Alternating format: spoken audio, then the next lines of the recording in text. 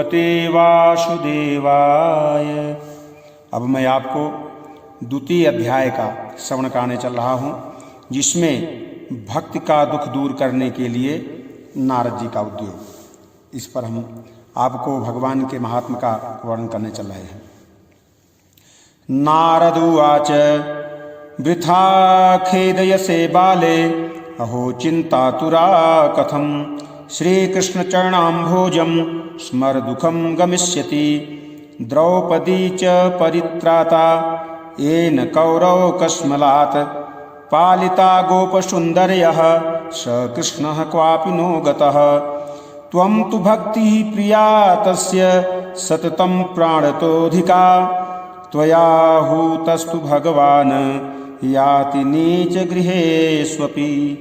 सत्यादि त्रियुगे बोध वैराग्यो मुक्ति साधकौ कलौ तु केवला भक्तिर्ब्रह्म सायुज्यकारिणी। इति निश्चित्य चिद्रूपः सद्रूपां त्वं ससर्जः परमानंद चिन्नमूर्तिः सुंदरीं कृष्णवल्लभां। नारद जी ने कहा, बाले तुम व्यर्थ ही अपने को क्यों खेद में डाल रही हो? अरे तुम इतनी चिंतातुर क्यों हो? भगवान श्री कृष्ण के चरण कमलों का चिंतन करो, उनकी कृपा से तुम्हारा सारा दुख दूर हो जाएगा। जिन्होंने कौरवों के अत्याचार से द्रौपदी की रक्षा की थी और गोप सुंदरियों को सनाथ किया था, वे श्री कृष्ण कहीं चले थोड़े ही गए हैं। फिर तुम तो भक्ति हो और सदा उन्हें प्राणों से भी प्यारी हो। तुम्हारे बुलाने पर तो भगवान नीचों के घर में भी चले जाते हैं। सत्य, त्रेता और द्वापर, इन 3 युगों में ज्ञान और वैराग्य मुक्ति के साधन थे, किंतु कलयुग में तो केवल भक्ति ही ब्रह्म सायुज्य मोक्ष की प्राप्ति कराने वाली है।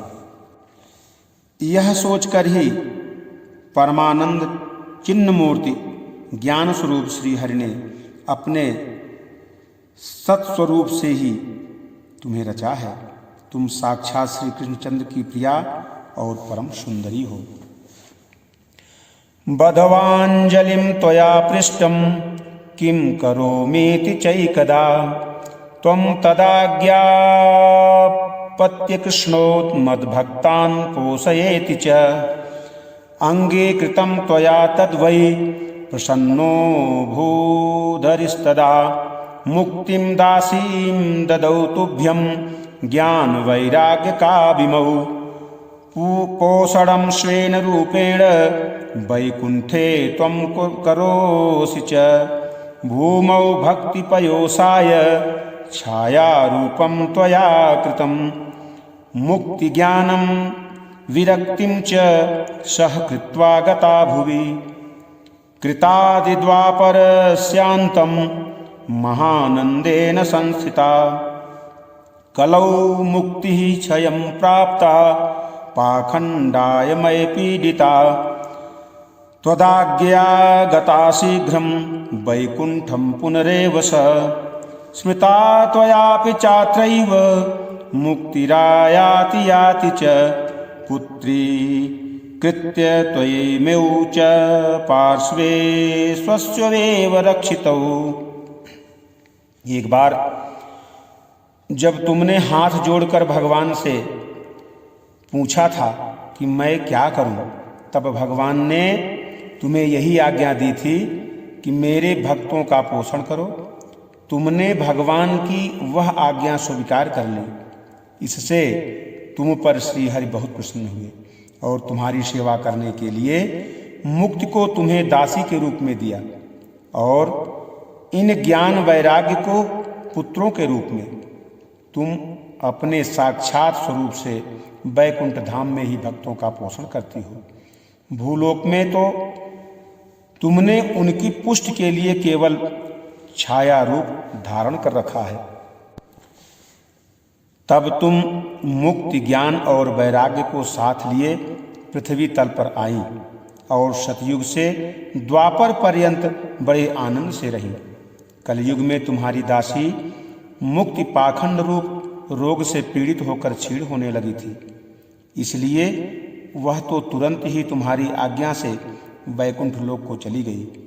इस लोक में भी तुम्हारे स्मरण करने से ही वह आती है और फिर चली जाती है, किंतु इन ज्ञान वैराग को तुमने पुत्र मानकर अपने पास ही रख छोड़ा।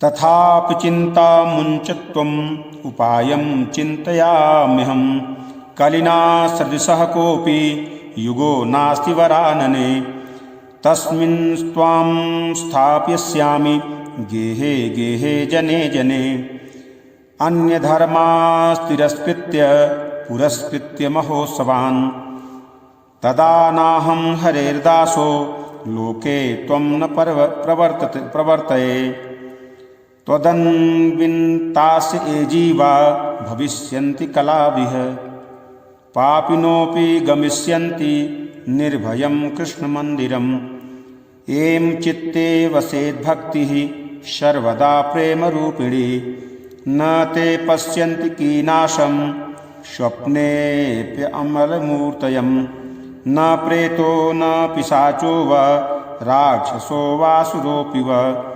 भक्तियुक्तमनस्कानां स्पर्शने च प्रभुर्भवेत्।